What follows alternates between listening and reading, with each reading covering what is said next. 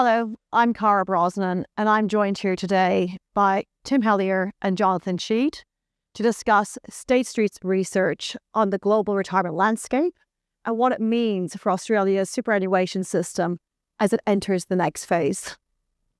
Tim, hi.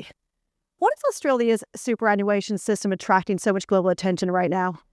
I think the reason Australia's system is really generating so much attention is because of its scale, its complexity, and where it sits in the life cycle of its evolution. So we're sitting at just over $4 trillion worth of assets now in the system, an ongoing program, around about 12% of contributions going into the system.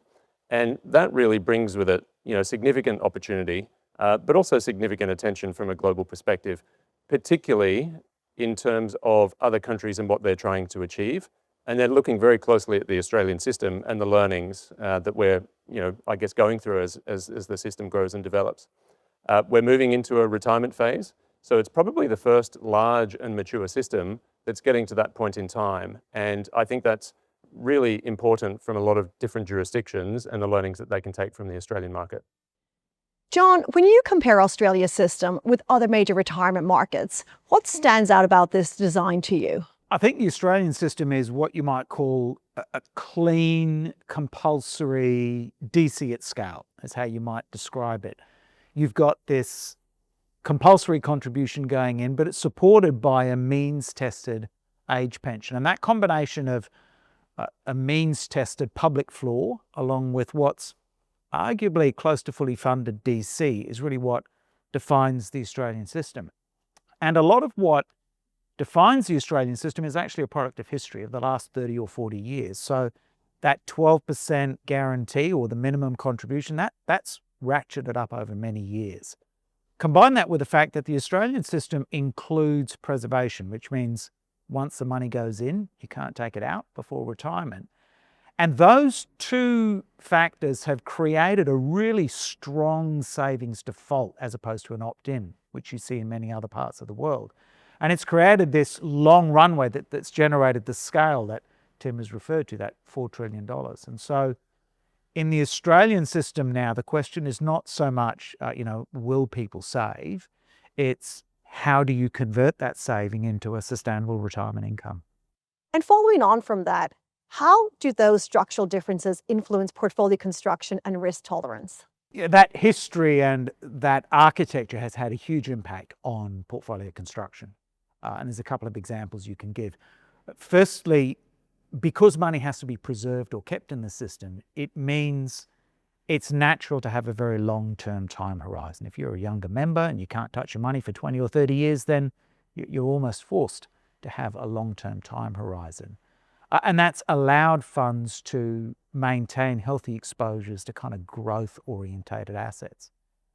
Secondly, and perhaps more fundamentally, because it's a defined contribution system, members carry the risk, which means there's been choice of one form or another, really for decades now, and also a very strong system of well-diversified defaults. And then from a portfolio management perspective, because the super guarantee provides strong positive cash flows, that's allowed portfolio managers to much more confidently invest in long duration assets, in infrastructure, direct property, private markets, and so on. I think for Australian portfolio construction, though, we're now coming to this critical juncture where when you move from accumulation to decumulation, it's an especially challenging problem for the Australian market because we've come so far. And so questions on sequencing risk and longevity and inflation protection and all those kind of retirement questions are definitely coming to the fore. So Tim, which macro forces are most influential in Australia today, and how are they changing the system? Look, I think there are probably three key macro factors that really stand out to us. The first is longevity risk. So people are genuinely living longer, and it's really, really important, obviously, to have a retirement protection and a retirement opportunity that lasts for 25 to 30 years. So that does change the way that funds are structured and that products are structured, particularly going into retirement.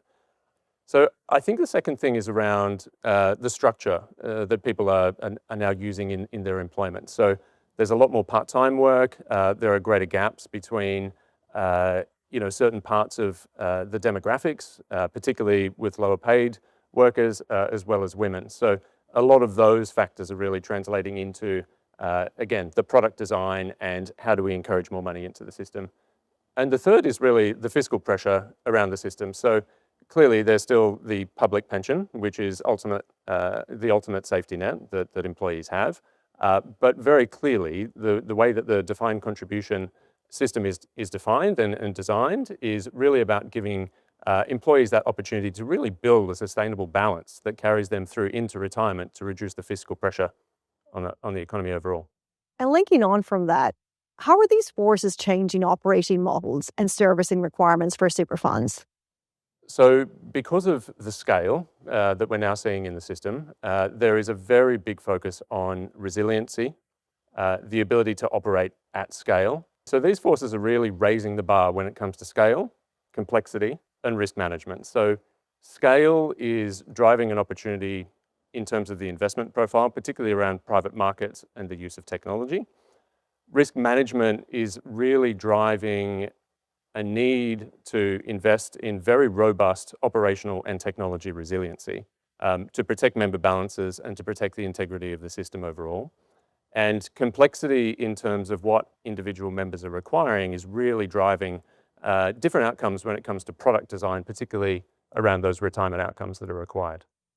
Looking ahead, what opportunities do these shifts create for super funds, service providers, and ultimately for members across the retirement ecosystem?